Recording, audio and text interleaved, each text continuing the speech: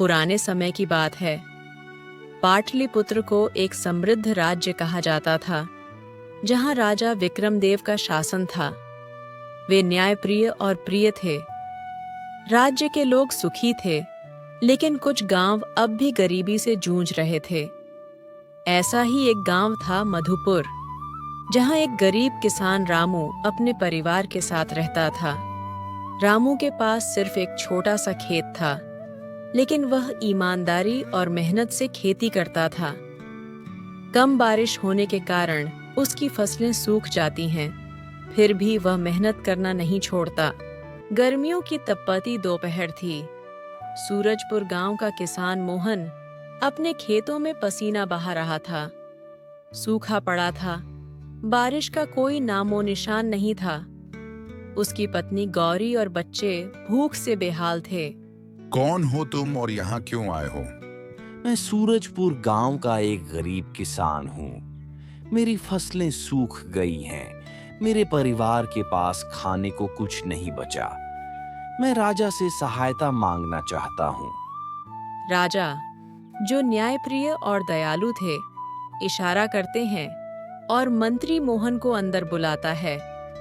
मोहन दरबार में घुटनों के बल बैठ जाता है। तुम्हारी ईमानदारी देखकर मैं प्रसन्न हूँ। मैं तुम्हारी सहायता करूंगा, लेकिन एक परीक्षा होगी।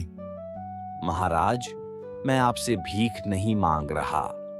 मुझे बस बीज और हल चाहिए ताकि मैं फिर से खेती कर सकूं। जो भी शर्त होगी, मैं उसे स्वीकार करूंगा। राजा ने मोहन को अपने शाही खेतों की देखभाल करने की जिम्मेदारी दी। यह उसकी परीक्षा थी।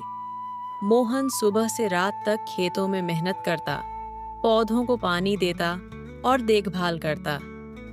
3 महीने बाद खेत लहलहा उठे। राजा वीरेंद्र सिंह स्वयं खेतों में आए और फसल की गुणवत्ता देखकर प्रसन्न हुए। मोहन जब अपने गांव लौटा तो पूरा गांव खुशी से झूम उठा।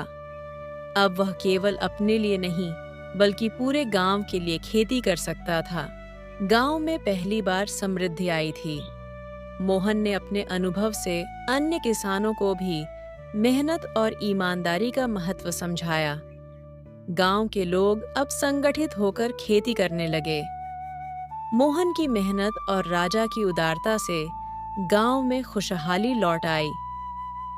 राजा वीरेंद्र सिंह ने गांव में एक सिंचाई योजना शुरू करवाई, जिससे पानी की समस्या खत्म हो गई। अब गांव में हर साल अच्छी फसल होने लगी। मोहन ने गांव के बच्चों को पढ़ाने के लिए एक पाठशाला खोलने का निर्णय लिया। उसने अपने बेटे को भी उच्च शिक्षा के लिए भेजा, ताकि वह गांव का भविष्य संवार सके।